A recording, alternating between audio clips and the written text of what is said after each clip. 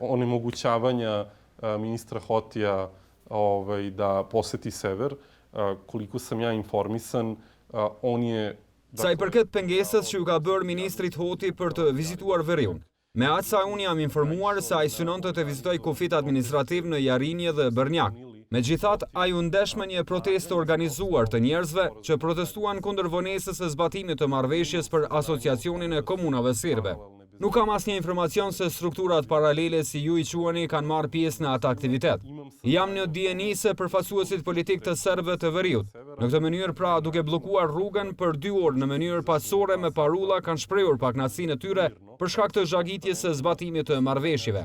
Nuk mendoj se kjo është diçka e keqe, ose në të kundërtën, unë mendoj se është shumë pak e keqe se reagimet e dhunshme që janë bërë ndaj marrëveshjes dhe që kemi parë në grupe të tjera politike. Dua të rikujtoj se përfaqësues të tjerë të qeverisë në Prishtinë kohë më parë kanë vizituar Veriun.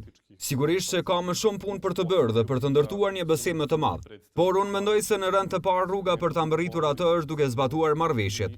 Dua të kthehem në tezën fillestare të asaj se çfarë jemi duke biseduar sonte, se sa më shumë të bijem dakord dhe sa më shumë kemi fleksibilitet dhe besim, aq më shumë rezultate do të kemi për të gjithë.